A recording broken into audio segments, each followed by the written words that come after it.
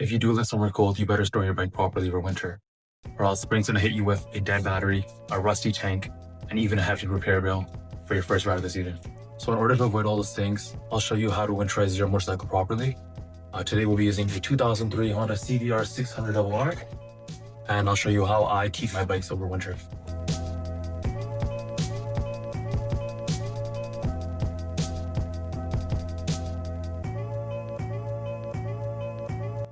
All right, so the bike's out. We'll be giving it a good wash. Move it over here. Cool. For me, at least I like to keep it a little bit simple. So just give it a good rinse first.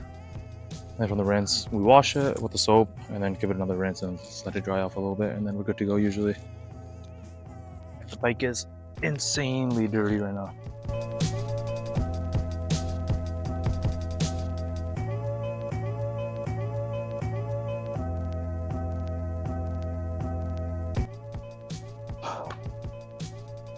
Step 2. After you wash your bike, another piece of preventative maintenance you can do is obviously clean and lube your chain. Once you lube it up once before your winter starts, you don't have to lube it up repeatedly during the time that it's sitting. So a lot of people use WD-40 and something along those lines to clean up the chain. I personally use kerosene. I think it works great. And then obviously once you clean it up, use a brush, make sure you apply a quality lube. All right, so now that the first step is done, we move on to the second step, which is filling up your gas tank. So top up your fuel tank with this guy right here, and then also add a little bit of this. So a full tank of fuel keeps moisture and air out, and adding a little bit of this stops your fuel from going bad. Okay, so right there. So we have 3 bars, and then we'll just fill that up and then go from there.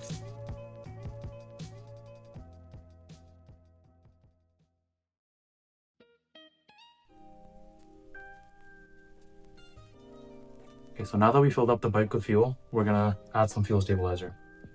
Now just know, on the back of each bottle, it will say how much to use. For example, this bottle says 30 milliliters, which is 1 ounce, treats up to 2.5 gallons, 9.5 liters. For example, if your tank is, let's say, 19 liters, you would use 2 ounces or 60 milliliters. Use it accordingly. Once we add the stabilizer, we're gonna let the bike idle for a couple minutes. We want it to go through the whole fuel system and through the injectors. Okay, now that we can see the tank is filled up, we can add the stabilizer and then run the bike for a couple minutes. For the love of God, make sure your garage is open if you're doing this indoors.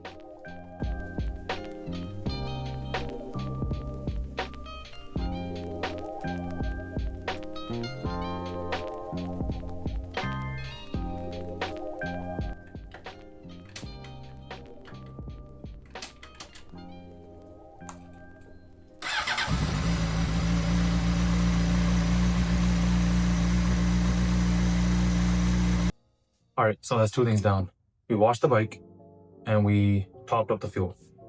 So now the third thing would be oil and fluid. Old oil can break down and cause internal corrosion when it sits for months at a time. All right, so now we're looking at fresh oil, fresh filter, and while you're at it, check your coolant and brake fluids.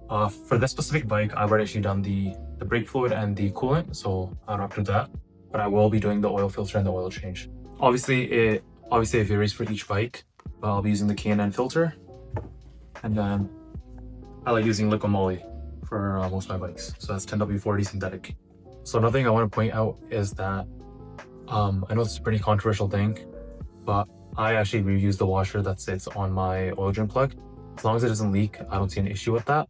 Obviously it varies from person to person. So if you feel like you need to change out that washer, go right ahead and do that. Again, for this bike, I won't be doing that because that's just something that I'm fine with, honestly. So I do want to explain the order in which everything happens. So first things first, get something to catch all the old oil in. Once you place it under the bike, so now you get the correct socket size and you undo the drain plug bolt.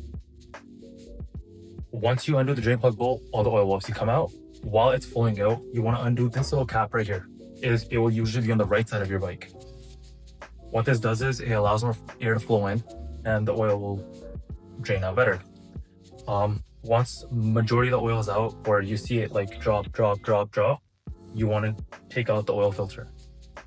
Again, once you take out the oil filter, oil will come not gushing out, but it will definitely leak through. So just keep that in mind. Once I take all the old oil out, I'll update you guys on what to do next.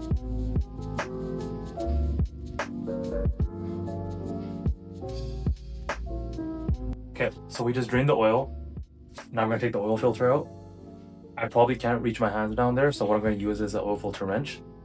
It doesn't matter if you ding it up, scratch it up, nothing. An oil filter is not reusable. So by any means necessary, take it off. Do not reuse it or leave it on. All right, so the oil has all been drained, as you can see right there. Still dripping a little bit. Took off the oil filter, drain plug bolt. So the next step now. The next step is going to be put on the drain plug. So when you're tightening it, you usually want to hand tighten it, and then maybe with a socket, maybe do another 3/8 of a turn or half a turn. That's usually enough to make sure there's no oil leaking out. If you want to be super anal about it, you can obviously follow the manual. So if you don't want to freehand it, you can always use a torque wrench.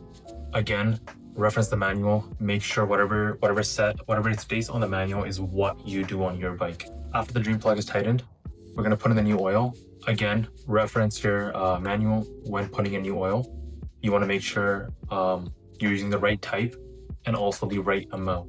You don't want your oil level to be too high or too low, as that can cause engine problems. So after you tighten the drain plug, the next step would be put on the oil filter. Usually what I do is I get a little bit of new oil and I just rub it right along the edges. Once you do that, you tighten it on. Again, for oil filter, what I do is I hand tighten it. I don't think it requires any more force than that.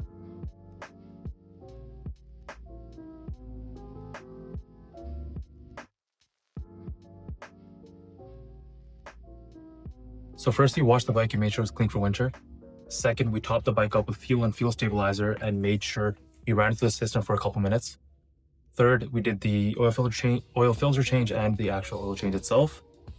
Fourth is going to be battery care. Okay, so what we're going to do is pull the battery and hook it to a battery tender. A good charger keeps the battery healthy without it overcharging. So if you got multiple bikes like I do, a good rule of thumb is just to label the chargers. That way it saves the confusion for later.